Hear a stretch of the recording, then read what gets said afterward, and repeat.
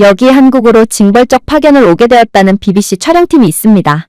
그리고 그들은 자신들이 머물 숙소에 도착하자마자 고성을 지르며 다툼을 벌이고 말았다고 하는데요.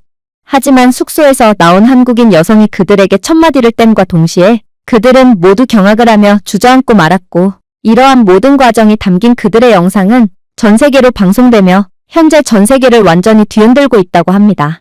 그렇다면 이들이 대체 한국에 대한 어떤 영상을 공개했던 것일까요? 안녕하세요. 저는 영국 출신의 올리버 벤슨이라고 합니다.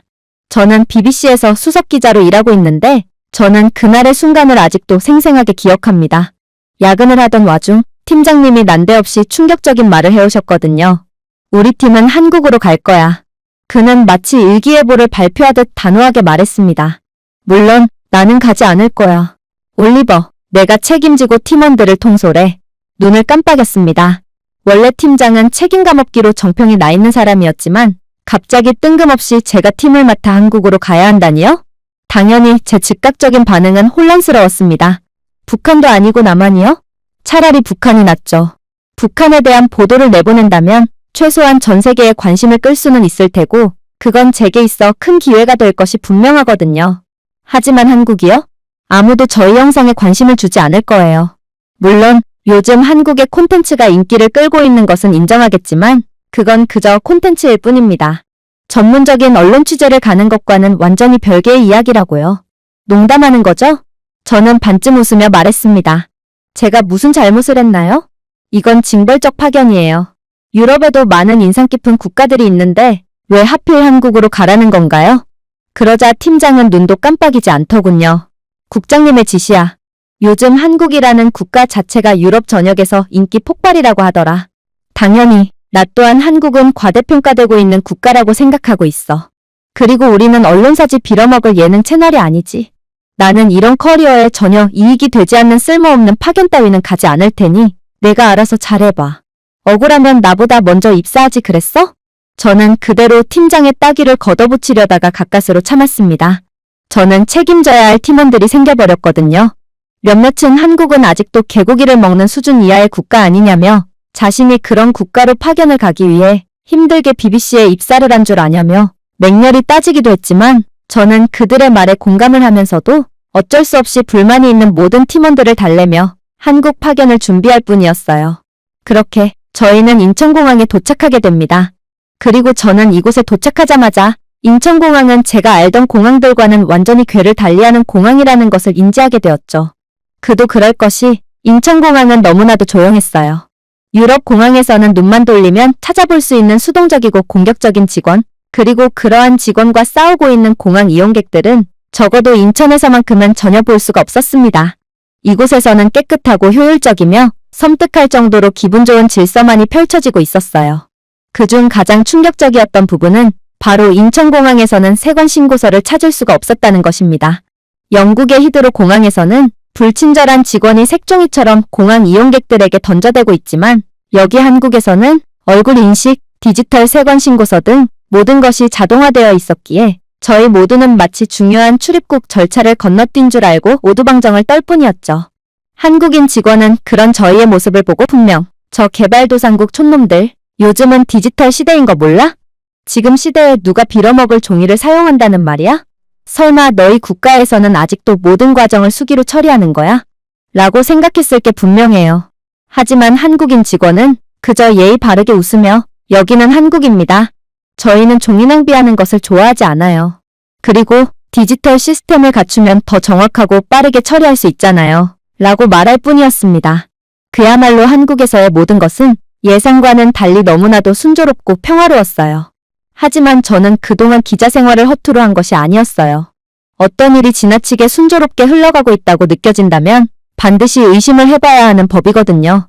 그리고 아니나 다를까 위기 상황은 얼마 안 가 곧바로 벌어지게 됩니다. 장비 담당자였던 톰이 외마디 비명소리를 질러오기 시작했거든요. 말도 안 돼. 저희의 장비가 도착하지 않았어요. 이건 분명 인천공항 잘못일 거예요. 제 잘못이 아니라고요. 저희는 거의 수억 원에 달하는 카메라 장비들, 그리고 촬영용 고해상도 드론과 마이크, 조명 키트, 백업 서버를 한국으로 챙겨와야 했습니다. 이건 어찌 보면 가장 중요한 과정이라고 해도 과언이 아니었으므로 저는 톰에게 모든 라벨이 잘 붙어 있는지를 3번이나 확인시켰는데 톰은 그때마다 귀찮다는 듯 걱정하지 말라고 대답했거든요. 하지만 결과적으로 저희의 짐은 인천공항으로 도착하지 않은 것입니다. 일단 장비가 없는 저희였기에 촬영은 당연히 물 건너갔어요. 하지만 그건 2번째 일이었죠. 저희가 고가의 장비를 돌려받지 못한다면 이건 분명히 해고감이었거든요. BBC에서 저희에게 수억 대의 민사소송을 걸지도 몰라요. 하지만 저희는 영국 출신입니다. 도저히 잃어버린 짐을 되돌려받을 기대가 안 되더군요. 공항에 문의해볼까요?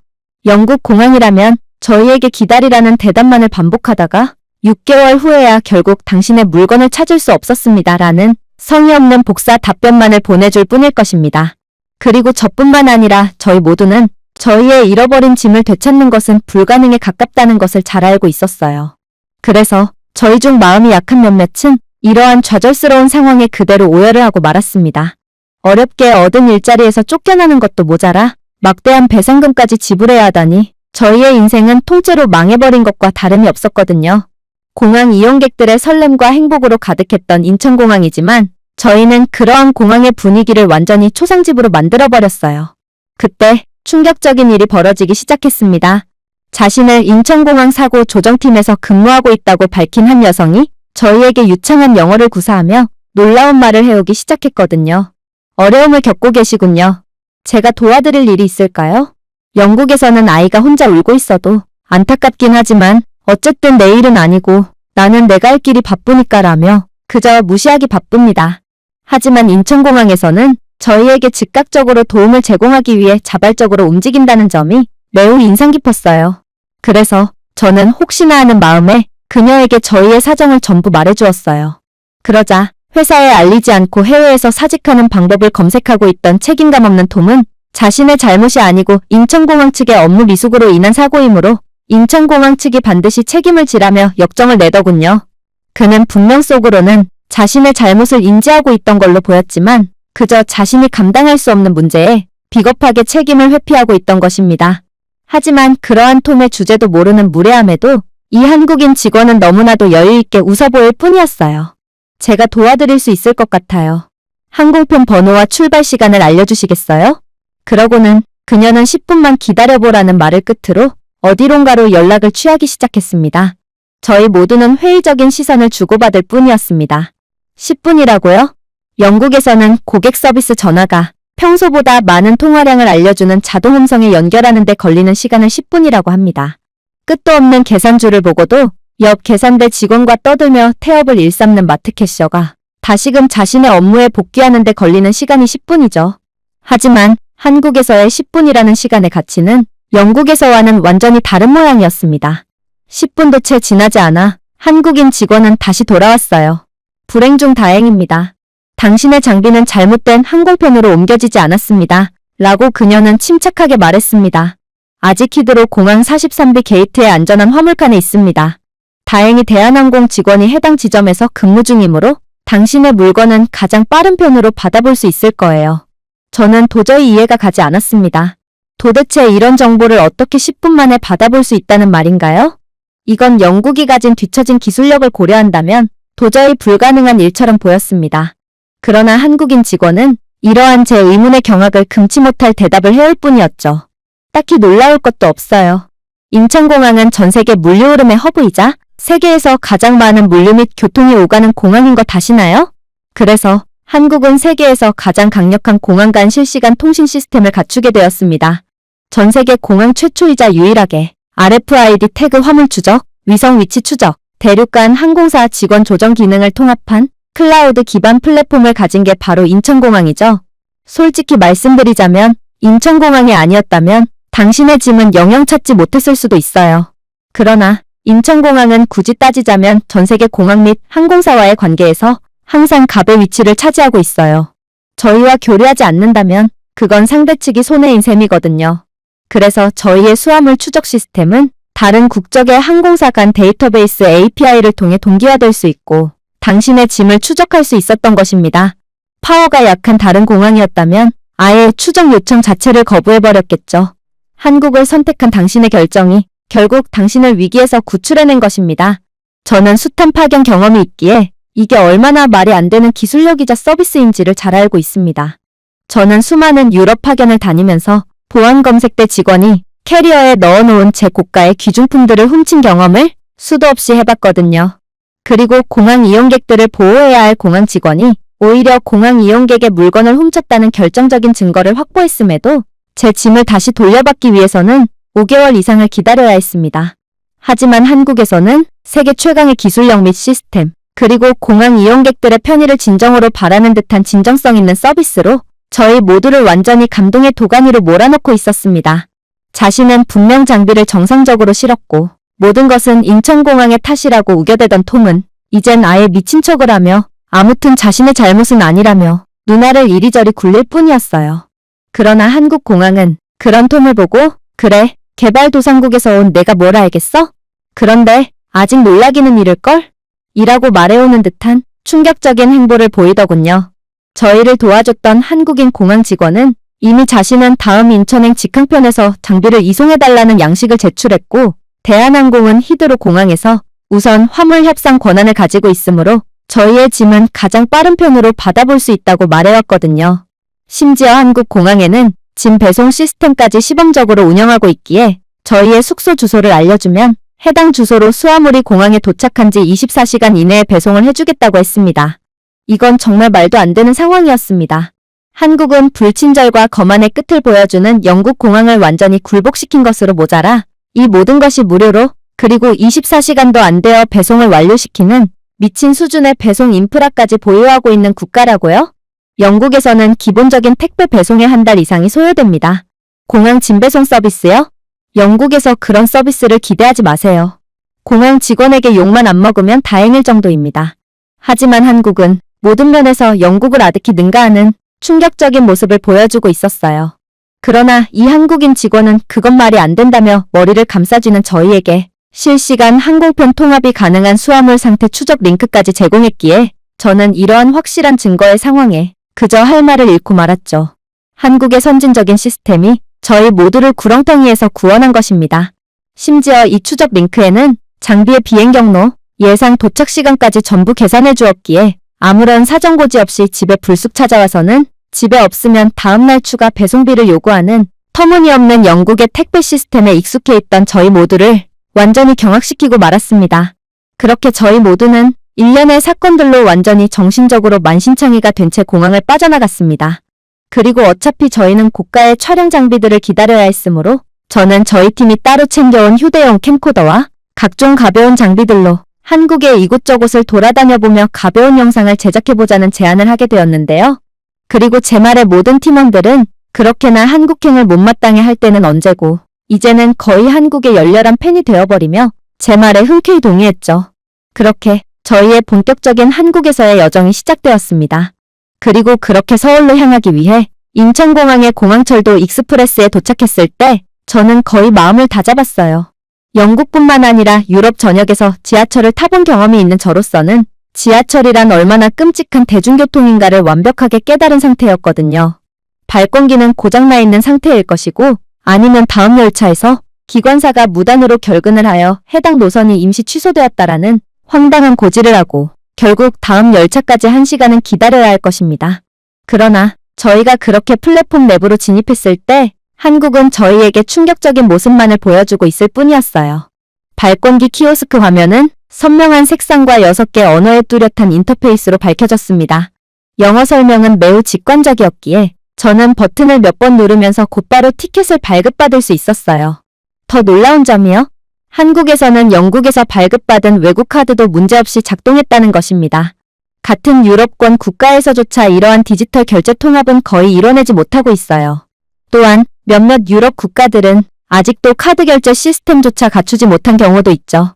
그러나 저는 세계에서 가장 빠르고 편리하게 딱딱한 플라스틱으로 된 깨끗한 마그네틱 카드를 받을 수 있었고 이 모습에 저희 팀원들은 제게 환호성을 지르더군요.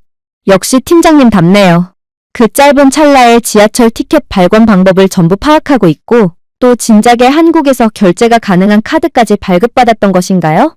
정말 대단해요. 저는 팀원들의 부담스러운 칭찬에 결국 그들에게 사실대로 말해줄 수가 없었습니다. 이 모든 것은 한국이 대단한 것이지 제가 한 일은 아무것도 없다는 것을 말이에요. 하지만 더욱 놀라웠던 점은 지하철 승강장 내부로 진입했을 때의 일이었습니다.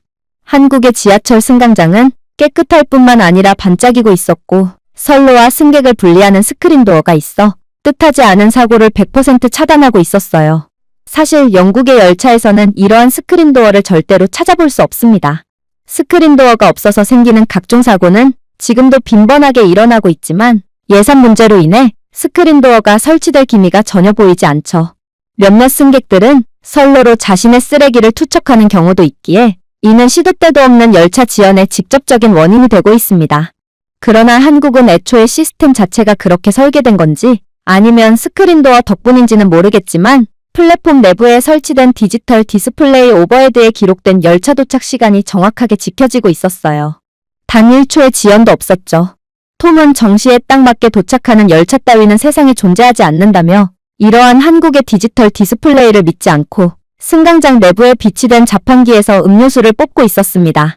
심지어 한국은 자판기마저 최첨단인지 다른 한국인들은 이러한 자판기에 카드를 태그하거나 자신의 스마트폰이나 스마트워치를 갖다 댄 것만으로도 음료수에 대한 결제를 완료하고 있었어요.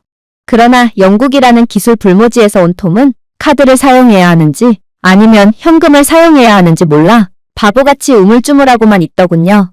하지만 말씀드렸다시피 한국의 열차는 단 1초의 지연도 없이 정시에 도착했어요. 그래서 톰은 결제를 마치고도 자신의 음료수를 회수할 시간조차 없어서 자신이 주문한 음료수를 버려둔 채 거의 열차 문이 닫히기 직전에 겨우 탑승을 마칠 수 있었죠. 저희 모두는 처음부터 끝까지 밉상인 짐만 골라서 하는 그가 자발적으로 버려지길 바랐지만 아무튼 그는 한국을 무시한 덕분에 호된 신고식을 한 셈이었습니다. 그렇게 저희는 조용한 열차에 탑승해서 계속해서 이동했습니다. 좌석은 마치 새 것처럼 깨끗했고 또 무척이나 넓었어요. 초고속의 무료 와이파이까지 제공되고 있었죠. 심지어 공항철도에는 실시간 객실 온도 제어, 터널 압력 안정화 기능까지 있었기에 저희는 마치 특실에서 이동을 하는 것처럼 극강의 편안함을 느끼며 이동할 수 있었어요. 영국에서는 빈대와 쥐들이 들끓는 더러운 열차가 기본값이고 별도의 방석이나 천조각을 들고 다니지 않으면 좌석에 묻은 각종 오염물질들이 그대로 자신의 바지에 묻어버리고 맙니다. 그러나 한국은 그런 일 따위가 아예 존재하지 않고 존재한 적도 없는 것 같은 모습을 보여주고 있을 뿐이었어요. 심지어 이곳 열차 객실 내부에는 저희의 정확한 위치를 보여주는 실시간 경로 디스플레이가 설치되어 있었을 뿐더러 가장 가까운 환승칸을 알려주기까지 했기에 저는 그저 이러한 최첨단의 초현실적인 열차 수준에 얼이 빠진 채 계속해서 촬영을 이어나갈 뿐이었어요. 과연 저 멀리에 떨어져 있는 한국이라는 국가에서는 이렇듯 21세기를 초월한 선진적인 열차 시스템이 너무나도 당연하게 여겨진다는 사실을 알게 된 영국 및 전 세계 사람들은 어떻게 반응할까요? 저는 순간 차라리 북한으로 보내줬으면 좋겠다는 과거의 오만함을 완전히 반성하게 되었습니다. 하지만 역시나 제 삶의 모토는 틀리지 않았어요. 한국에서 너무 오랫동안 감탄했던 탓일까요? 역시나 삶은 항상 좋은 방향으로만 흘러가진 않았습니다. 예상치 못한 특종감을 발견했다는 만족감도 잠시, 저희는 곧 충격적인 위기 상황을 겪게 되었거든요. 바로 저희의 휴대용 캠코더는 이내 배터리가 다 닳았기 때문입니다. 사실 유럽에서 전자기기의 배터리가 다 닳았다는 건 생각보다 심각한 위기에 처했다는 것을 뜻합니다. 왜냐하면 배터리를 보충할 수 있는 곳을 찾기란 정말 쉽지 않거든요. 영국의 카페는 애초에 콘센트 구멍이 전부 두꺼운 테이프로 막혀 있어요. 전기 도둑을 방지한다는 황당한 이유 때문이죠. 직원에게 팁을 제공한다면 어쩌면 30분 정도는 사용할 수 있을지 모르지만 커피 몇 잔 주문한 걸로는 도저히 콘센트를 사용할 수 없습니다. 전기료가 비싼 유럽에서는 자칫하면 커피를 판매한 것보다 손님들의 전기 이용료가 더욱 비싼 상황에 적자에 직면하게 될 수도 있기 때문이죠. 그러나 이러한 중요한 상황을 촬영하지 못하게 됨에 따른 좌절도 잠시, 티먼 앨리스는 이내 충격적인 말을 해오기 시작하더군요. 잠시만요. 이곳 열차의 좌석을 좀 보세요. 모든 좌석에는 전자기기를 충전을 할 수 있는 별도의 콘센트가 존재해요. 심지어 이 콘센트는 전 세계 모든 플러그 규격을 허용하고 있어요. 영국에서 가져온 충전기도 문제없이 꽂을 수 있다고요. 저는 도저히 이러한 현실을 믿을 수가 없었습니다. 저희가 지불한 공항철도 요금을 고려해 볼 때 객실 내부에서 시원한 에어컨과 더불어 전기까지 사용하게 해준다면 이건 한국 측의 적자로 작용할 것이 분명했어요. 그러니 이건 무슨 숨겨진 속임수가 있는 것이 분명했죠. 영국에서는 식당이나 카페 등에서 콘센트를 개방해뒀다가 휴대폰 배터리 충전 등의 이유로 콘센트를 사용하는 손님들에게 아무런 고지 없이 영수증에 추가 전기요금을 청구하는 경우가 많습니다. QR코드를 사용하는 와이파이요? 무료로 제공하는 척하며 계층형 전기 접속 요금제라며 무단으로 휴대폰 결제로 돈을 빼가죠. 한국도 이런 속임수가 있는 것이 분명해요. 하지만 제가 옆 라인에 앉은 한국인 승객에게 콘센트를 가리키며 콘센트에 대한 전기 사용이 무료인지에 대한 질문을 건네니 이 한국인 승객은 경악을 금치 못할 반응을 보일 뿐이더군요. 이 한국인 중년의 남성은 영어를 잘 못하는지 제 질문을 잘못 이해하고 그저 자신이 가지고 있던 무선 충전 패드를 건네줄 뿐이었거든요. 생전 처음 보는 사람에게 아무런 의심도 없이 자신의 물건을 빌려주는 한국인들의 착한 마음씨를 보니 저는 이 나라에서만큼은 이러한 추잡한 방식으로 돈을 청구하는 속임수 따위는 절대로 존재하지 않을 것임을 확신했어요. 그렇게 저희는 휴대용 캠코더에 대한 충전을 완료하고 계속해서 한국에서의 놀라운 장면들을 촬영하기 시작했습니다. 한국의 놀라운 지하철 인프라, 그리고 한국인들의 배려심 깊은 모습들, 심지어 바보 같은 톰 녀석은 하차를 하다가 그만 자신의 지하철 마그네틱 카드를 떨어뜨리기까지 했는데 그 뒤에 있던 한국인 아이는 톰의 카드를 곧바로 주워준 뒤 미소를 짓더군요. 저는 이러한 한국인들의 착한 모습들까지 전부 다 카메라에 담았습니다. 그리고 이쯤 되자 저희 모두는 한국에서 분명 놀라운 일들이 펼쳐질 거라는 것을 어렴풋이 예상할 수 있었죠. 물론 꼭 저희가 아니더라도 누구나 그것을 예상할 수 있었을 것입니다. 저희가 숙소로 향하면서 저희는 조용하고 녹색이며 의심스러울 정도로 정돈되고 깔끔한 한국의 길거리를 걷게 되었어요. 영국에서는 부촌에서조차 종종 보인다던 그라피티도, 껌자국도, 심지어 그 흔한 쓰레기 하나조차 보이지 않았습니다. 공기 중에는 소나무 냄새가 희미하게 풍길 뿐이었죠. 더 놀라웠던 점이요? 한국은 정말로 자신들의 기술력에 자신이 있는 국가인지 쓰레기통마저 최첨단이었다는 것입니다.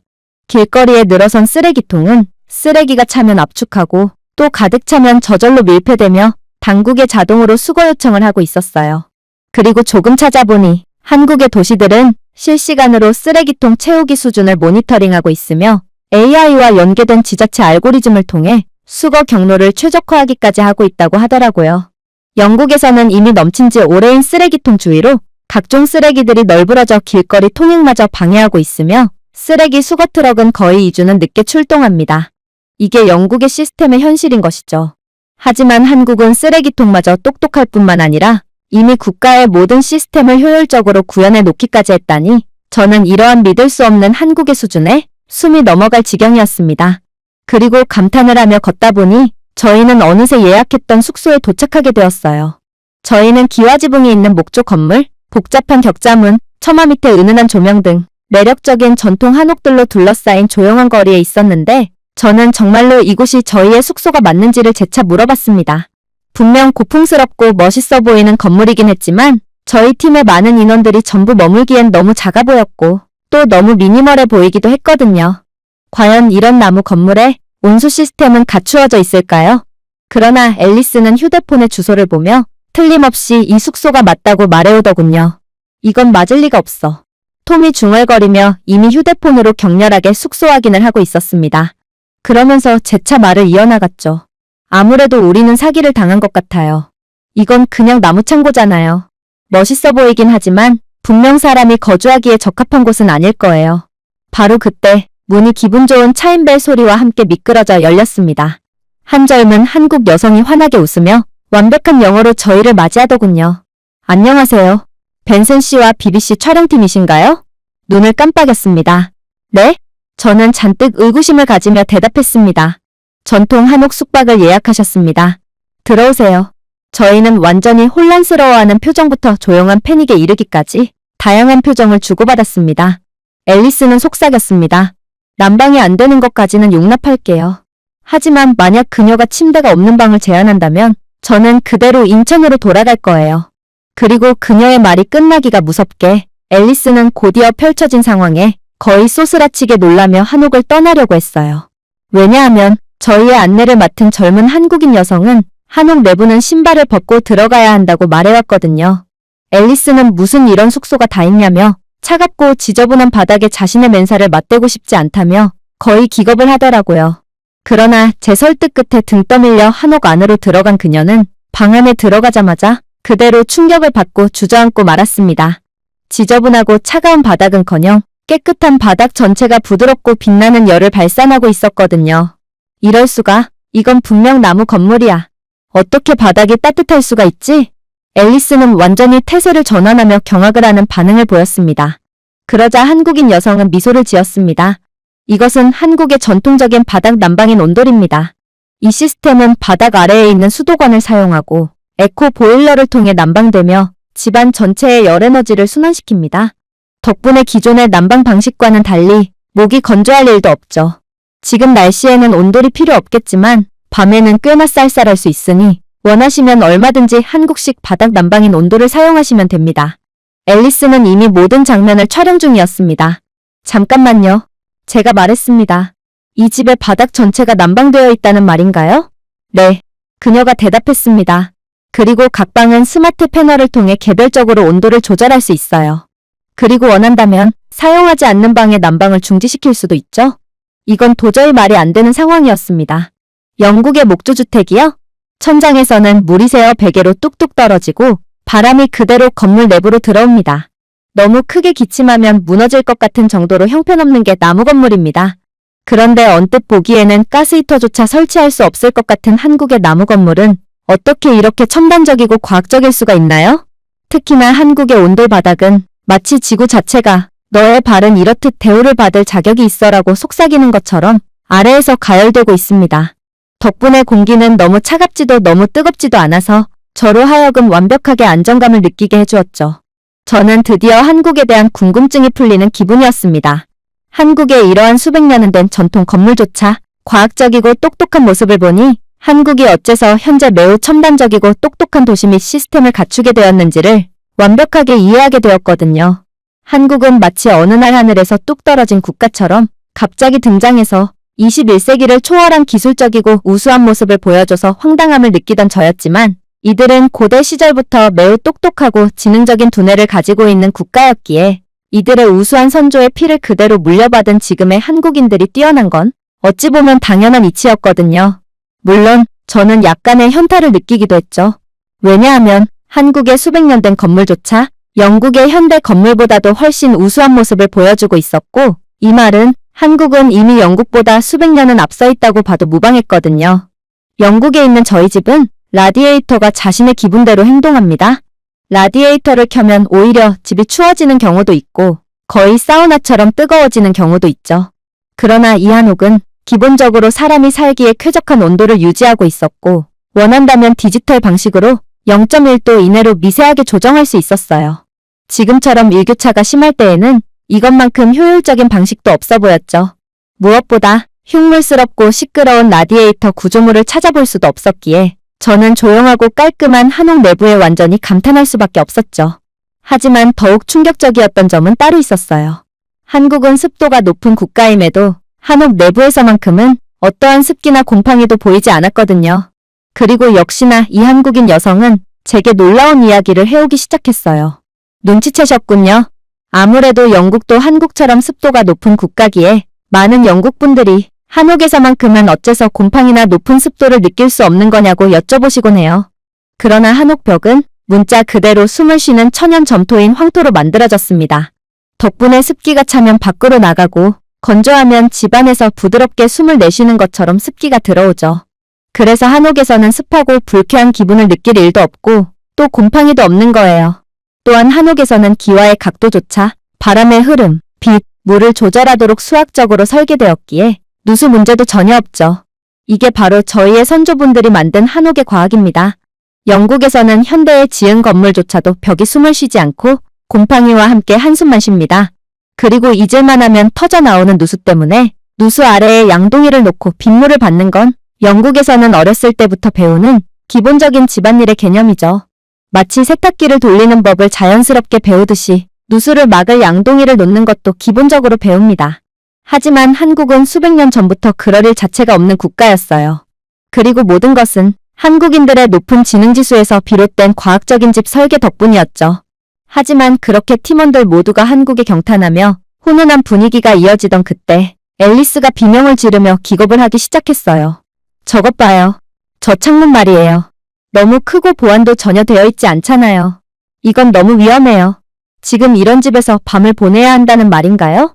이건 미친 짓이에요. 저는 여기서 나갈래요. 그랬습니다. 한옥의 창문은 너무 컸고 또 방범장치랄 것이 전혀 존재하지 않았어요. 물론 낮에야 좋겠죠. 창호지 베이스의 슬라이딩 종이문은 반투명하지만 개인적이어서 햇빛을 충분히 받을 수 있도록 설계되었고 창문도 마찬가지였거든요. 하지만 영국에서는 이런 방식의 창문이나 문을 사용하지 않아요. 영국에서는 강도의 공격에서 살아남을 수 있을 만큼 두꺼운 커튼으로 창문을 막고 그것도 모자라 두꺼운 쇠창살을 창문에 도배해 놓습니다. 그야말로 햇빛 자체를 얻을 수 없는 구조죠. 그러지 않는다면 밤만 되면 범죄 소굴로 바뀌는 영국에서 절대로 살아남을 수 없어요. 하지만 이 한국인 여성은 다시금 경악을 금치 못할 말을 해오기 시작했어요. 글쎄요, 한국에서는 범죄 때문에 햇빛을 막을 필요가 없어요. 일단 한국은 전 세계에서 범죄율이 가장 낮은 국가일 뿐더러 이미 한옥 건물 골목길에는 의심스러운 행동을 선제적으로 인식하고 당국에 알리는 AI 기반 CCTV가 설치되어 있기에 만약 흉기를 들거나 의심스러운 행동을 하는 사람이 있다면 곧바로 경찰이 출동하거든요. 또한 한옥 대문에는 거동수상자가 얼쩡거리면 곧바로 영상을 녹화하고 자동으로 알림을 보내주는 스마트 도어락이 설치되어 있어요. 그러니 여러분들은 100% 안전한 환경에서 생활하실 수 있을 거예요. 이곳에서 오랫동안 사신 몇몇 한국인 주민분들은 아예 대문을 잠그지 않고 생활하시는 경우도 있어요. 한국에서는 이렇듯 대문을 잠그지 않고 생활하는 게 꽤 일반적인 생활 양식이에요. 그만큼 한국은 안전한 국가거든요. 이렇듯 최첨단 방범장치로 무장한 이곳 한옥 건물이지만 실제로 방범장치가 사용된 적은 단 한 번도 없기도 하죠. 저희 모두는 일동 할 말을 잃고 말았어요. 한국은 범죄조차 전혀 없는 국가라면 도대체 한국의 단점은 무엇이란 말인가요? 특히나 이곳 한옥은 에어컨을 굳이 가동할 필요조차 없이 그저 선풍기 한 대만으로 충분히 시원했는데요. 알고 보니 이것도 전부 한옥의 과학적인 면모 덕분이었습니다. 지붕 돌출부는 여름 햇살을 차단하지만 겨울빛은 쬐지 않으므로 자연스러운 공기 흐름 덕분에 에어컨이 굳이 필요 없던 것이죠. 더 재미있는 점이요? 그렇게나 툴툴거리던 톰은 어느새 설명을 듣다 말고 방 한편에서 그대로 잠에 빠져버렸다는 것입니다. 심지어 이곳 한옥은 침대조차 없었어요. 톰은 이러한 모습을 보고 한국은 너무 가난한 국가라 침대조차 없는 거냐며 인상을 잔뜩 찌푸렸지만 그는 따뜻한 온돌 바닥에서 방치된 고양이처럼 웅크리고 있더군요. 충분히 더울 것 같지만 바닥에 닿지 않는 부분은 시원한 한옥의 공기 흐름과 선풍기가 열기를 식혀주었기에 톰은 거의 마시멜로처럼 녹은 채 코를 있는 대로 골고 있더라고요. 특히나 이곳 한옥 내부는 전통과 최첨단을 조화롭게 꾸며놓았는지 일주기 리듬 AI를 사용하여 실내 조명은 자연광에 자동으로 맞춰졌기에 톰은 수면 조명 모드를 사용하며 완전히 꿈나라에 가 있었습니다.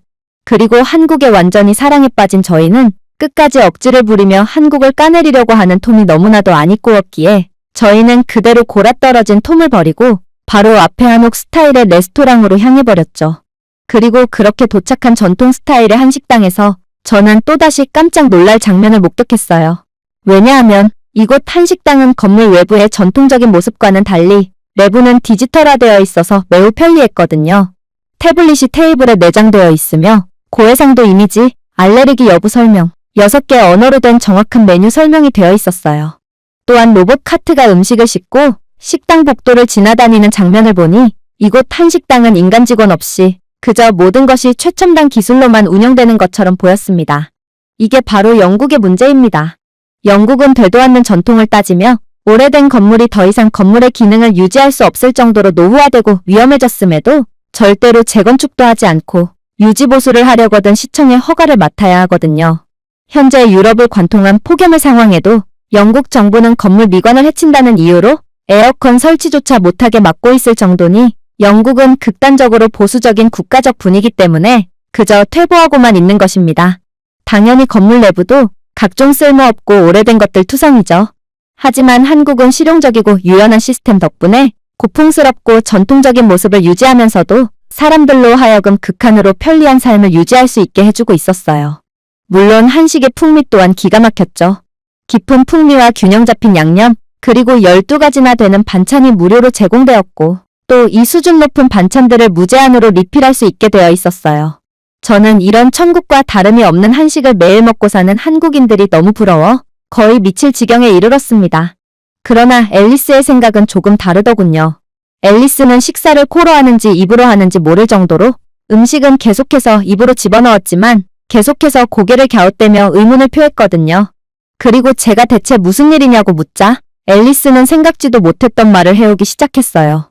너무 이상해요. 이 수많은 음식들은 10분도 안 돼서 나왔잖아요. 이게 어떻게 가능할까요? 영국에서 음식을 주문하면 1시간은 지나서야 전자레인지로 조리된 저품질의 즉석 음식이 나와요. 그런데 어떻게 한국은 마치 저희가 이러한 음식들을 주문할 것이라고 예상이라도 한 것처럼 수준 높은 음식을 10분 만에 준비할 수 있었을까요?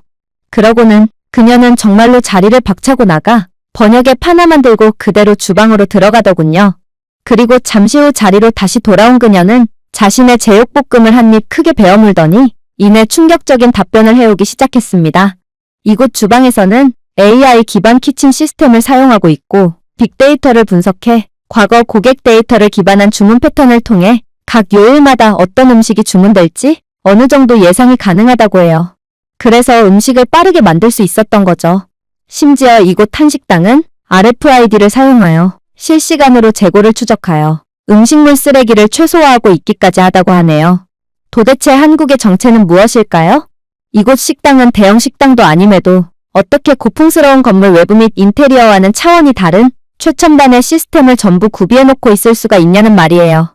저는 이젠 한국에 대해 놀라기도 지쳐 그대로 고개를 푹 숙일 뿐이었습니다. 지금껏 한국이 보여준 다양한 놀라운 모습에 비한다면 개발도상국 수준의 제 조국의 열악한 모습이 떠올라 그저 비통한 마음만 들었거든요. 물론 그렇게나 비통한 마음은 한식의 풍미 앞에 그대로 3초 만에 사라지고 저 또한 앨리스처럼 그대로 앞에 놓인 한식에 집중하게 되었지만 말입니다. 하지만 그렇게 정신없이 한식을 먹고 있을 무렵 갑자기 옆 테이블에서 저를 지켜보고 있던 중년의 한국인 남성 한 명이 제게 성큼성큼 다가오기 시작했어요. 그러면서 난데없이 제 숟가락을 뺏어버리더라고요. 저는 이러한 다소 뜬금없는 상황에 그가 저를 해하려고 하는 건가 싶어 약간의 긴장감을 느꼈습니다. 그리고 팀원들 또한 이 한국인 남성의 돌발 상황에 그대로 얼어붙고 말았어요. 그런데 이 한국인 남성은 이내 충격적인 행동을 해오는 거 아니겠어요? 그는 제가 주문한 비빔밥을 전문적인 솜씨로 뒤섞기 시작하더니 이내 참기름까지 뿌려주고는 엄지손가락을 치켜올리며 그대로 돌아가 버렸거든요. 그랬습니다. 저는 비빔밥을 야채와 맨밥, 고추장을 따로따로 먹어야 하는 줄 알았지만 비빔밥은 모든 재료를 비빈 후에 먹는 음식이었고 이 남성은 비빔밥을 먹는 방법을 전혀 몰랐던 제게 호의를 베풀어줬던 거였어요. 개인주의 문화가 팽배해 있는 영국에서는 외국인이 잘못된 방식으로 음식을 먹고 있으면 도와주기는커녕 오히려 조롱을 하며 원시인이라고 놀리며 동영상을 찍었을 것입니다. 저는 어디선가 경제적으로 부유한 선진국일수록 개인주의 문화를 가졌을 확률이 높다는 통계를 본 적이 있는데 한국은 그러한 통계를 완전히 박살내는 유일한 국가였어요. 무척이나 잘 사는 국가지만 사람들끼리의 배려심과 사랑은 아직도 살아 숨쉬는 국가였죠. 그렇게 저희는 모든 식사를 끝냈습니다. 저희가 남긴 빈 접시는 마치 들깨가 한번 훑고 가기라도 한 것처럼 깨끗하다 못해 거의 혀로 설거지를 한 수준이었어요. 물론 저희는 결제를 하기 위해 직원을 기다릴 필요도 없었어요. 저희는 진작에 테이블에 내장된 태블릿을 통해 주문을 하면서 결제까지 완료해버렸거든요. 영국에서는 계산을 하기 위해 10분간 직원을 기다린 뒤 몇 분간 카드 결제를 시도하다가 결국 기계 오류로 인해 현금으로 결제를 하고 나와야 합니다. 그러나 한국에서는 영국에서 발급된 외국 카드로도 1초 만에 결제가 가능했어요. 그렇게 저희는 식당 카운터에 놓인 박하사탕을 집어먹고 입냄새까지 말끔히 제거한 다음 다시금 한국에서의 취재를 시작했습니다. 식당 5분 거리에는 거대한 규모의 작은 공원이 있었습니다. 나무 몇 그루, 구불구불한 길, 연못, 그리고 한국인들은 그곳에서 자신들만의 평화로운 여가 시간을 보내고 있었어요. 그런데 그새 잠에서 깨어나 저희와 합류한 톰이 난데없이 외마디 비명소리를 지르기 시작하는 거 아니겠어요? 저게 대체 뭐야? 저 노인, 지금 벤치를 해킹하고 있는 거야? 그가 가리킨 곳을 바라보았을 때 정말로 한 노인이 벤치에 내장된 USB에 자신의 스마트폰을 연결하고 있었어요. 그리고 제가 이러한 이해할 수 없는 상황의 노인에게 질문을 건네자 한국인 노인은 서툴지만 꽤나 명확한 영어를 구사하며 충격적인 말을 해오기 시작하더군요. 이 벤치는 한국이 자체 기술로 개발한 복합 목재로 만들어졌어요. 낮에는 태양광을 통해 전력을 충전하기에 모든 사람들은 이곳 벤치에서 전자기기를 충전할 수 있죠. 영국에서는 벤치 등의 공공장소에서의 특정 종교 단체에 묻지마 폭발물 사건이 종종 벌어지고 있습니다. 하지만 한국의 공공장소는 말 그대로 전 국민이 한국이 개발한 기술력의 수혜를 입으며 지친 심신을 편히 쉬는 천국 같은 공간이었습니다. 그런데 더욱 놀라운 점이 무엇인지 아세요? 이렇듯 스마트폰을 무료로 충전할 수 있는 벤치는 이곳 공원에 여러 대 존재하고 있었는데 몇몇 벤치는 사람은 온데간데 없이 충전 중인 스마트폰만 덜렁 놓여있는 경우도 많았다는 것입니다. 그럼에도 한국인들은 이 홀로 남겨진 스마트폰을 절대로 훔쳐가지 않았어요. 심지어 한국인들은 전부 부자인지 홀로 자리를 지키고 있는 스마트폰들은 전부 고가의 스마트폰이었음에도 말입니다. 영국이었다면 스마트폰은 물론이거니와 이 똑똑한 벤치마저 그대로 뜯어가 버렸을 것이 분명합니다. 하지만 한국에서만큼은 절대로 일어나선 안 되는 일들이 계속해서 일어나고 있었어요. 그리고 저희는 사실만을 취재하는 기자들이었지만 과연 이 모습을 전 세계인들이 믿어주긴 할까? 하는 의문을 가진 채 일단 이러한 한국의 모습들을 그대로 취재할 뿐이었죠. 그러나 이곳 공원에서의 충격적인 점은 이뿐만이 아니었어요. 놀랍게도 이곳 공원에서는 초고속 와이파이가 무료로 제공되고 있었거든요. 이런 공원에서마저 와이파이가 제공된다고요? 이건 말도 안 되는 상황이었기에 저는 이건 분명 영국에서 흔하게 볼 수 있는 해킹 와이파이라고 생각하게 되었습니다. 하지만 앨리스는 이러한 제 현실 부정을 완전히 산산조각내는 놀라운 말을 해오기 시작하더군요. 팀장님, 이건 해킹 와이파이가 아니에요. 한국에서 와이파이는 이곳 공원뿐만 아니라 식당이나 길거리 등 어디에서나 제공되고 있어요. 저는 지금껏 데이터를 이용한 적이 없고 전부 공공 와이파이를 이용하고 있었는데요. 한국은 그야말로 데이터를 별도로 구매할 필요가 없는 국가였다고요. 그랬습니다. 한국은 5G를 전 세계 최초로 상용화했고 와이파이 보급률이 전 세계 1위인 국가로 영국에서는 런던을 조금 벗어나도 와이파이를 거의 사용할 수 없는 것과는 달리 한국에서는 산골짜기 시골 마을에서조차 손쉽게 공공 와이파이를 찾아볼 수 있는 IT 인프라 선진국이라고 하더군요. 영국인들은 와이파이를 사용하기 위해 비싼 카페를 찾아 들어가야 하지만 한국에서는 공원에서조차 초고속의 와이파이를 무료로 사용할 수 있기에 한국인들은 이렇듯 무지막지한 인프라를 기반으로 한국을 세계 최고의 기술 강국으로 만들 수 있었다는 생각이 들기도 했어요. 물론 그 외에도 한국에는 영국에서 평생을 살아온 저로서는 도저히 이해가 안 가는 모습들이 지천에 널려 있었어요. 근처에는 자체 물을 공급하는 화단이 안개에 뒤덮여 있었고 이곳에는 무료 식수대까지 존재했기에 러닝을 하던 한국의 시민들은 식수대에서 목을 축이기도 했죠. 또 공공 샤워실은 어떻고요? 공원 내부에는 운동을 하고 땀을 흘린 사람들을 위해 공공 샤워실을 구비해 놓았는데 이곳 샤워실에는 뜨거운 온수가 콸콸 쏟아져 나왔으며 심지어 샴푸와 바디워시도 무료로 제공되고 있었어요. 놀라운 건 영국이었다면 샴푸와 바디워시를 진작에 훔쳐간 것은 물론이고 수도요금이 비싼 영국의 특성상 사람들은 자신들의 물탱크 차량을 가져와 모든 물을 그대로 훔쳐가 버렸을 것입니다. 실제로 런던에 공공 샤워실이 생긴 적이 있었는데 시민들은 새벽마다 와서 물을 잔뜩 훔쳐댔으며 급기야한 갱단이 샤워 시설을 무단으로 점거하며 물을 물탱크에 담아 판매하고 샤워실 이용 요금까지 불법적으로 받아 챙긴 뒤부터 그대로 샤워시설이 폐쇄되고 말았어요. 그 뒤로 영국인들은 자신들은 어떠한 편의 인프라도 유지할 수 없다는 것을 인지하고 전국적인 좌절의 분위기가 팽배해졌죠. 그러나 한국에서만큼은 이러한 공공 샤워실이 놀랍도록 원활하게 운영되고 있었고 이는 한국인들은 시민의식에서조차 영국을 아득히 상회하고 있다는 뜻이었습니다. 영국에서는 작정하고 밀어붙인 정책도 시민의식의 부재로 실패하고 말지만 한국에서는 평범한 지역의 평범한 공원에서의 무료시설마저 완벽하게 운영되고 있었거든요. 하지만 저는 이러한 한국의 충격적인 면모에 그저 넋이 나가 있을 여유가 없었어요. 저는 한식당의 12첩 반찬을 거의 소가 염을 먹듯 남들이 먹기 전에 전부 허겁지겁 주워 먹어서 그런지 제 뱃속은 꽤나 큰 녀석이 나올 거라는 강력한 신호를 주기 시작했거든요. 하지만 저는 식은땀을 잔뜩 흘리면서도 도저히 화장실을 찾을 수 있을 거라는 생각이 안 들었어요. 당연했죠. 영국에서는 유료 화장실조차 거의 찾아볼 수가 없어서 그저 풀숲에 몰래 해결하는 것이 비공식적인 화장실로 여겨지거든요. 하지만 이렇듯 수많은 팀원들로 가득한 곳에서 어떻게 몰래 볼 일을 처리하고 올 수가 있을까요? 하지만 제 괄약근은 점점 힘을 다해갔고 저는 금방이라도 모든 것을 바지 속에 그대로 배출하고 산의 왕따가 되기 직전이었습니다. 그런데 그때 예상치도 못한 상황이 펼쳐지기 시작했어요. 한 한국인 남성이 저를 유심히 쳐다보더니 이내 유창한 영어를 구사하며 제게 놀라운 말을 건네오기 시작했거든요. 안색이 많이 안 좋으시네요. 혹시 화장실이 급한 건가요? 아니, 그가 독심술이라도 썼다는 말인가요? 어떻게 제가 화장실이 급한 것을 알았을까요? 지금 생각해보니 제 오만상을 찌푸리며 식은땀을 흘리는 모습을 보면 그 누구라도 제가 화장실이 급하다는 것을 알 수 있었을 것입니다. 다만 개인주의적인 팀원들은 그런 저를 책임지기 귀찮아서 모르는 척 했을 뿐이었을 테죠. 아무튼 이 한국인 남성은 또다시 믿기지가 않는 말을 해오기 시작했어요. 이것 보세요. 한국에서는 그저 지도 앱에 화장실만 검색해도 무료 공중화장실이 어디에 있는지 전부 표시돼요. 한국은 공중화장실 보급률이 전 세계에서 가장 높은 국가 중 하나로 당연히 화장실 이용에 대한 모든 비용은 무료죠. 검색을 해보니 바로 옆에 공중화장실이 보이네요. 저쪽으로 가면 됩니다.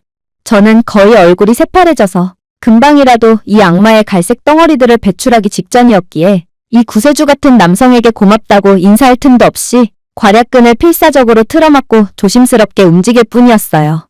그리고 그렇게 느릿느릿 도착한 공중 화장실에서 저는 화장실에 입장하자마자 그대로 좌절하고 말았어요. 이런 젠장, 이건 장애인 화장실이잖아. 이곳을 이용할 수는 없어. 나는 문명인이라고. 이곳은 장애인들을 위한 공간이야. 정말로 저는 그냥 근처의 풀숲에서 볼일을 처리하는 게 더 낫겠다는 생각을 할 뿐이었어요. 노약자는 존중을 받아야 하는 사람들입니다. 그런데 제가 이 장애인 화장실을 사용하면 제가 장애인 화장실을 사용하는 틈에 그들이 피해를 보면 어떡한다는 말인가요? 그러나 제가 혼미해지는 정신을 가까스로 붙잡으며 계속해서 화장실을 탐색해본 결과 이곳은 장애인 화장실이 아닐 수도 있다는 생각이 들었어요. 물론 이곳 화장실은 너무나도 깨끗하고 넓고 똑똑했습니다. 일단 무료 화장실임에도 불구하고 시원한 에어컨 바람이 흘러나오고 있었고 비데가 설치된 변기는 물론이거니와 이 변기는 버튼을 누르지 않아도 자동으로 변기 물이 내려가는 스마트 변기처럼 보였거든요. 특히나 이곳 화장실 변기칸은 셀프 클리닝 UV 살균기까지 갖추고 있었기에 저는 이렇게나 고급스러운 화장실은 틀림없이 장애인 화장실이라고 생각할 수밖에 없던 것이죠. 그러나 제가 긴가민가 하고 있을 무렵 사지가 멀쩡해 보이는 다른 한국인이 들어와 그대로 변기칸으로 들어갔어요. 그리고 곧이어 들어온 다른 한국인도 주저없이 변기칸으로 들어갔죠. 그리고 결국 제가 서 있는 변기칸 하나만 남았습니다. 그리고 지금은 화장실 피크 시간대인지 다른 한국인 남성이 소변칸을 지나쳐 변기칸 쪽으로 다가오는 것을 본 저는 이 화장실은 장애인 전용이 아닌 그냥 한국의 인프라가 너무 선진적이기 때문에 제가 오해를 했던 것임을 깨닫고 그렇게 변기칸을 빼앗기기 전에 곧바로 변기에 앉았습니다. 한국에서는 일반 화장실마저 거의 5성급 호텔에서나 있을 법한 화장실의 수준을 갖추어 놓았다니 저는 뭐 하나 빼놓을 데가 없는 한국의 모습에 그저 할 말을 잃을 뿐이었어요. 영국에서는 유료 화장실조차 물을 내리는 버튼이 고장나서 변기 위에 뚜껑을 열고 내부에 물속에 손을 넣어서 직접 물을 내려야 하기에 영국인들은 이러한 귀찮은 과정이 싫어서 아예 변기물 자체를 내리지 않는 경우가 많습니다. 그러나 한국은 그런 영국인들 모두를 죄다 개발도상국의 시민들로 만들어버렸어요. 그렇게 저는 거의 어안이 벙벙해진 채 화장실에서 나오게 됩니다. 팀원들은 날씨가 더우니 음료수라도 구매해야겠다며 근처에 있는 편의점으로 향하더군요. 그리고 저는 이곳 편의점에 들어감과 동시에 다시금 경악을 하며 거의 도망치듯 편의점에서 나올 수밖에 없었어요. 당연했죠. 이곳 편의점은 편의점이라기보단 마치 쇼룸처럼 보였거든요. 그래서 저희가 정말로 편의점에 들어갔던 것이 맞는지 재차 확인해야 했습니다. 부드러운 조명과 미니멀한 디자인, 마치 K-팝 안무가가 배치한 것처럼 완벽하게 정렬된 선반, 모든 것이 깔끔했죠. 하지만 더 놀라웠던 건 이곳은 분명 편의점일 뿐이었음에도 내부에는 전자레인지, 끓는 물 기계, 상상할 수 있는 모든 맛의 컵라면, 갓 내린 바리스타 커피, 복사기, 스마트폰 충전 기계, ATM까지 보였습니다. 결국 저는 참지 못하고 터뜨리고 말았죠. 여긴 그냥 게스트하우스 주방이잖아.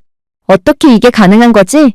영국 편의점에서는 유통기한이 지난 샌드위치와 악마를 소환하는 것 같은 기괴한 소리가 나는 오래된 커피 머신만이 덜렁 놓여 있습니다. 그도 그럴 것이 영국에서는 좀도둑과 강도가 거의 비공식적으로는 직업으로 인정을 받을 만큼 형편없는 치안을 자랑하고 있기에 비싸고 품질 좋은 음식이나 장비를 도저히 편의점에 비치해둘 수가 없어요.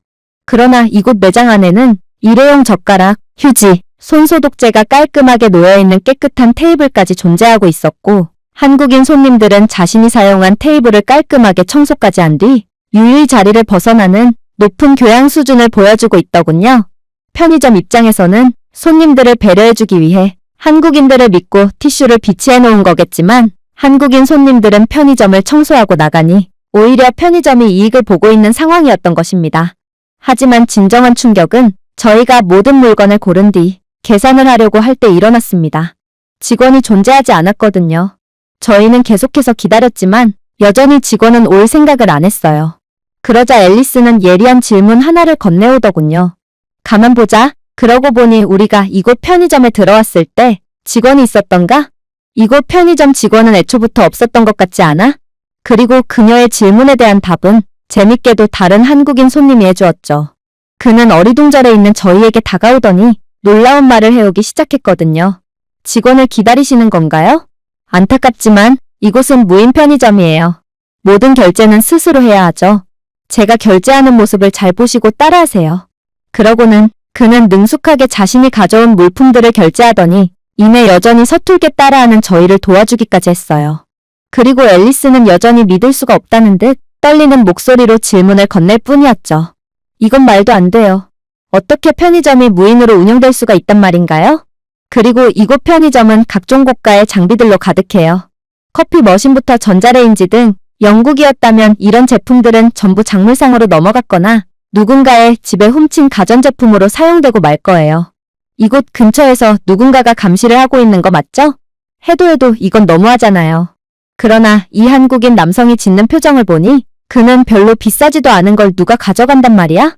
그리고 제품이 필요하면 자신이 돈을 벌어서 구매하면 되지 왜 남의 물건을 훔칠 생각을 하는 거야? 라고 말해오는 것 같았고 이렇듯 남의 물건을 훔치는 행위 자체를 이해하지 못하는 듯한 한국인의 반응에 앨리스는 그만 자신이 촬영하던 휴대용 캠코더를 놓쳐버리고 말았어요. 그런데 그때 예상치도 못했던 일이 벌어지기 시작했습니다. 그렇게나 맑았던 하늘이었는데 갑자기 천둥이 치며 엄청난 폭우가 쏟아지기 시작했거든요. 그러자 이 한국인 남성은 편의점을 나서려다 말고 갑자기 편의점 앞 우산꽂이에서 우산을 하나 짚고 그대로 결제도 안 한 채 우산을 가지고 나가려고 하는 거 아니겠어요? 저는 그의 이중적인 모습에 구역질이 치밀었고 그렇게 표정 연기까지 하며 선진국 시민인 척을 하더니 눈 하나 깜짝하지 않고 물건을 훔치는 그의 모습을 지적하게 됩니다. 이봐요. 결제를 하고 가져가야죠. 지금 뭐 하는 짓입니까? 그러자 이 한국인 남성은 저희 모두를 완전히 경악의 도가니로 빠뜨리고 말았어요. 결제요? 이건 공유 우산꽂이함이에요. 한국의 주민센터 등의 공공장소에서는 이러한 무료로 우산을 빌려주는 제도가 활성화되어 있어요. 왜냐하면 한국의 여름에는 갑작스러운 폭우가 자주 내리곤 하거든요. 그리고 그렇게 시작한 제도는 우산 회수율 100%가 넘어가게 되면서 결국 무인 편의점에까지 시스템이 확장되었죠. 어차피 무인 편의점 자체가 신뢰를 기반으로 장사를 하는 시스템이기에 손님들은 무인 편의점에 들러 우산을 대여하면서 물건을 하나라도 더 구매하고 있고 결국 이건 서로에게 윈윈이라고 할 수 있거든요. 저는 완전히 얼이 빠지고 말았어요. 한국에서는 보증금도 없이 낯선 사람에게 우산을 빌려주고 있다니요. 영국에서는 우산 도난 문제로 아예 우산꽂이함 자체를 폐기해버렸고 비가 올 때면 남의 우산을 훔치거나 강탈해서 쓰는 것이 거의 일반적인 사회적 현상으로까지 여겨지고 있지만 한국은 어떻게 이런 말도 안 되는 시스템이 너무나도 당연하다는 듯 구축되고 또 유지되고 있을 수가 있을까요? 결국 저는 도저히 참지 못하고 거의 소리를 지르며 이 한국인 남성에게 따져묻게 되었습니다. 이봐요. 거짓말하지 마세요. 당신의 주장이 거짓말이라는 것을 증명해 볼까요? 당신은 분명 우산 회수율이 100%가 넘어간다고 주장했어요. 어떻게 100%를 넘어갈 수가 있나요? 무슨 독재국가의 투표율을 말하고 있는 건가요? 당신은 선진국 시민 인척을 하기 위해 과장을 해버렸고 결국 그러한 거짓말은 탄로나고 말았네요. 하지만 이 한국인 남성은 이내 상상치도 못했던 말로 모두의 뒤통수를 때려버리기 시작했습니다. 네, 회수율은 정말로 100%가 넘어가요. 몇몇 시민들은 자신들이 빌렸던 우산을 다시 반납하는 것을 넘어 우산 꽂이함에 우산이 없으면 자신의 안 쓰는 우산을 꽂아 넣으며 불특정 다수에게 우산을 대여해주기도 하거든요. 물론 한국인들 중에도 우산을 대여하고도 반납하지 않는 사람이 일부는 있겠죠. 하지만 자신의 우산을 선뜻 내놓는 사람이 훨씬 더 많기에 우산 회수율은 100%를 넘어가는 것입니다. 왜 이러한 현상을 이해하지 못하는 거죠? 당신의 조국인 영국에서는 남의 물건을 훔치는 게 당연하게 여겨지고 호의를 원수로 갚는 게 일반적인 사회적 풍조인가요? 설마요. 그의 말이 맞았습니다. 그게 바로 영국, 아니 유럽인들의 실체예요. 선진국인 척, 교양 있는 척을 하지만 속내는 누구보다 개인주의적이고 남을 절대로 생각하지 않죠. 저는 문득 방송 자료를 조사하다가 전 세계 CCTV 대수에 대한 자료를 조사했던 때를 떠올렸습니다. 그리고 한국에서의 CCTV 대수보다 영국에서의 CCTV 대수가 훨씬 많은 것으로 집계되었고 서울에서보다 런던에서의 CCTV가 훨씬 더 많은 것으로 조사되었던 자료를 기억해냈어요. 하지만 어떻게 실제의 치안 수준은 정반대일 수가 있단 말인가요? 저는 그동안 CCTV야말로 치안력을 판단하는 데 결정적인 요소라고 믿었고 남을 감시하는 사람들이 많을수록 사회는 더 안전하고 원활하게 돌아간다고 믿었습니다. 그러나 제 한국에서의 경험은 한국인들은 CCTV가 있든 없든 인간으로서의 도리를 잊지 않는 것을 보니 높은 시민의식이야말로 사회를 풍요롭고 아름답게 유지시키는데 그 무엇보다 중요하다는 것을 깨달을 수밖에 없었어요. 그렇게 우산을 빌린 뒤 힘없이 편의점을 나오면서 저희는 무인으로 운영되고 있는 붕어빵 노점까지 보게 됩니다. 인쇄된 종이에 글자를 번역해보니 금액은 돈통에 넣어달라는 문구가 적혀져 있더군요. 지금 저희 모두는 이러한 말도 안 되는 시스템이 한국에서는 너무나도 일상적이고 평범할 뿐이라는 것을 완벽하게 이해한 상태였습니다. 그리고 저희는 이런 신뢰에 기반한 아름다운 사회가 계속해서 유지될 수 있는 한국의 모습에 절로 박수를 보낼 수밖에 없었죠. 그리고 이제는 톰조차 이러한 한국의 아름다운 모습을 계속해서 촬영하며 자신이 품었던 한국에 대한 의심과 무례한 짓들을 속죄하고 있었어요. 그렇게 저희는 이동을 계속했습니다. 한국인 남성이 일러준 대로 이 폭우는 금방 진정됐고 저희는 다시금 촬영을 이어나갈 수 있었습니다. 하지만 한국의 안전한 분위기에 너무 긴장이 풀어졌던 탓일까? 저희는 이번 촬영 전체를 완전히 망치는 충격적인 실수를 하고 말았어요. 톰은 길거리 근처에서 배경 영상으로 사용하기 위한 삼각대를 설치하다가 동시에 근처에서 드론 영상을 찍기 위해 잠시 자리를 벗어났다고 했습니다. 그리고 돌아와 보니 저희의 지금까지의 한국에서의 모든 영상이 담긴 카메라와 삼각대가 사라진 상태였다고 하더라고요. 당연히 만약 영국에서였다면 톰은 이런 어처구니 없는 실수를 하진 않았을 것입니다.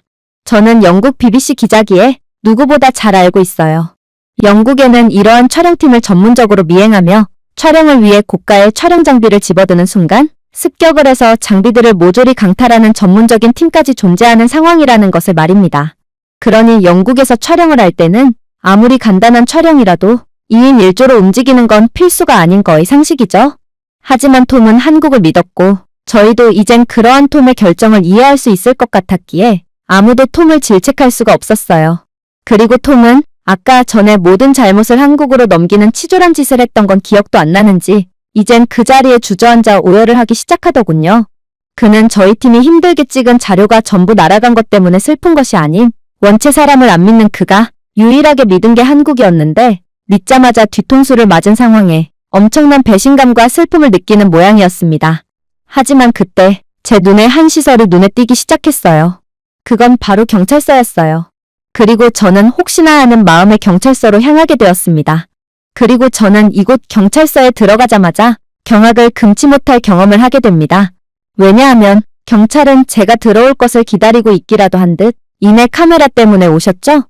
라는 번역 앱을 건네었거든요. 그리고 자초지종을 듣게 된 저는 그저 할 말을 잃어버리고 말았어요. 한국 경찰은 이미 저희가 카메라를 잃어버렸다는 것을 알고 있는 상황이었어요. 왜냐하면 근처에 있던 AI CCTV는 수상한 움직임을 감지했고 이미 경찰 당국에 자동 알림을 제공한 상황이었거든요. 무슨 수상한 움직임이냐고요? 저희의 고가의 장비는 아직 영국에서 한국으로 이동하는 중이었기에 저희는 저가의 휴대용 장비로만 촬영을 이어나가던 상황이었습니다. 그리고 저가 삼각대는 톰이 세워둔 카메라의 무게를 지지하지 못하고 금한 것엔 바람에 넘어지고 말았어요. 그리고 하필이면 카메라는 도로 쪽으로 넘어졌기에 2차적인 피해를 감지한 시민이 카메라와 삼각대를 경찰에 맡긴 것입니다. CCTV는 바로 이러한 수상한 물건이 도로를 막고 있는 상황을 감지했고 그것이 저희 팀의 카메라라는 것을 파악할 수 있었던 것이죠. 저는 카메라가 원래의 주인의 품으로 돌아올 수 있다는 사실을 한국에서 난생 처음 알았어요. 영국에서는 절도의 1순위 타겟이 되는 게 카메라고 깜빡하고 어디에 두고 왔다면 아예 되찾을 생각 자체를 하면 안 되는 게 바로 카메라입니다. 하지만 한국은 영국에서의 상식을 완전히 뛰어넘는 국가였고 그렇게 저희 팀 모두는 눈물을 흘리며 한국에 대한 열렬한 감사를 외칠 뿐이었습니다. 그리고 앨리스는 마지막 말을 덧붙였죠. 제 생각에는 앨리스가 계속해서 말했습니다. 우리는 한국을 촬영하러 온 것이 아닌 것 같아요. 우리는 한국으로부터 재교육을 받기 위해 여기에 온 것 같아요. 그리고 그녀의 말에 저희 모두는 고개를 끄덕이며 동의했습니다. 그리고 그렇게 숙소로 다시 돌아온 저는 팀원들에게 한 가지 제안을 하게 됩니다. 내 생각에 오늘 하루 동안 찍은 촬영분으로도 충분할 것 같아. 다른 나라였다면 한 달은 촬영해야 할 분량이지만 한국에서는 하루 만에 영상을 채웠거든. 자, 이제 컷 편집을 해보자. 앨리스, 신뢰할 수 있는 인터넷을 찾아줘. 그러자 그녀는 코웃음을 치더군요. 우리는 한국에 있어요. 나라 전체가 신뢰할 수 있는 인터넷이에요. 아직도 모르겠어요? 그녀가 맞았습니다. 그렇게 저희 팀은 편집 노트북을 들고 한옥 공용 공간에 앉았습니다. 드론 촬영, 오디오, 멀티캠 인터뷰, 타임랩스 등 40GB가 넘는 4K 원본 영상을 보유하고 있었습니다. 런던에 있는 클라우드 서버에 백업하고 초기 피드백을 위해 원본 컷을 본사로 보내야 했어요. 아마 우리는 밤새도록 여기 있을 거야. 하지만 휴식 시간은 나중에 충분하게 줄 테니 너무 불평하지 말자고. 제가 경고했습니다. 하지만 뭔가 이상했습니다. 업로드 인터페이스를 열었습니다. 폴더를 선택했습니다. 그리고 업로드를 클릭했죠. 그러자 진행 막대가 잠깐 깜빡이더니 곧바로 사라지더군요. 충돌한 건가? 앨리스가 물었습니다. 저는 눈을 깜빡였습니다. 아니, 끝났어. 업로드 전부가 말이야. 그랬습니다. 한국의 인터넷은 단순히 빠른 것이 아니었습니다. 전 세계 모든 국가들의 인터넷 인프라를 굴욕적으로 만들 만큼 엄청난 속도였습니다. 저는 영국에 있는 저희 집에서 2기가 프로젝트를 방송사 서버에 업로드하는데 3시간을 보낸 적이 있습니다. 전송이 3번 실패하고 파일이 손상되어 결국 2개의 카운티를 통해 USB 스틱으로 영상을 전송해야 했죠. 한국에서는 주전자를 끓이기 전에 반지의 제왕 3부작 전체를 4K로 업로드할 수 있습니다. 그렇게 저희는 BBC 본사가 저희에게 답장을 보내기를 기다렸습니다. 그리고 다음 몇 시간 동안 이어진 것은 예상치 못한 이메일들이었죠. 올해 우리 채널이 본 어느 것보다 충격적이네요. 어떻게 그렇게 빠르고 방해 없이 공중드론 촬영을 완료할 수 있었나요? 왜 배경소음이 없나요? 왜 이렇게 조용하냐는 말입니다. 이거 더빙된 거 아닌가요? 조작 영상이 분명해요. 당신 팀이 보낸 영상은 전부 일어날 수 없는 일들 투성이잖아요. 이해합니다. 한국은 영국이 이해하기엔 너무나도 머나먼 경지에 있는 국가였거든요. 그러면서 BBC 본사는 결국 충격적인 결정을 내리더군요. 이 영상은 너무 좋습니다. 하지만 그대로 방송하면 사람들이 편향성 문제를 제기하며 비난할 수도 있어요. 솔직히 당신 팀이 봐도 한국에서 일어난 일들은 도저히 말이 안 된다는 것을 인정할 수 있을 거예요. 그러니 조금 더 편집합시다. 주변 소음을 조금 더 추가하고 한국을 조금 더 위험하고 안전하지 않은 국가로 보이게끔 음향과 각종 장치들로 연출해보세요. 하지만 저는 그 요청을 거절했고 만약 BBC가 사실을 공정하게 방영하지 않는다면 저는 무슨 수를 써서라도 한국에서 일어난 사실들을 전 세계에 알리겠다고 선언했습니다. 그게 바로 제가 한국에서 진 빚을 갚는 길처럼 보였거든요. 그리고 그 영상은 목요일 밤에 방영되었습니다. 황금 시간대였죠. 결과요? 그야말로 경악이었죠. 이젠 전 세계 모든 사람들이 한국을 보고 배우고 반성하며 한국을 존경하게 될 것입니다. 이젠 서구 중심의 판단과 가치관, 시스템에서 한국이 주도하는 시스템으로 완전히 판도가 뒤바뀔 거예요. 그리고 저는 그러한 모습을 보며 경외심 반, 부러움 반의 감정으로 한숨을 내쉴 뿐이었습니다. 제가 준비해온 내용은 여기까지입니다. 끝까지 시청해주셔서 진심으로 감사드리며 여러분들의 구독과 좋아요, 알림 설정은 영상 제작에 큰 힘이 됩니다. 이상 세모튜브였습니다.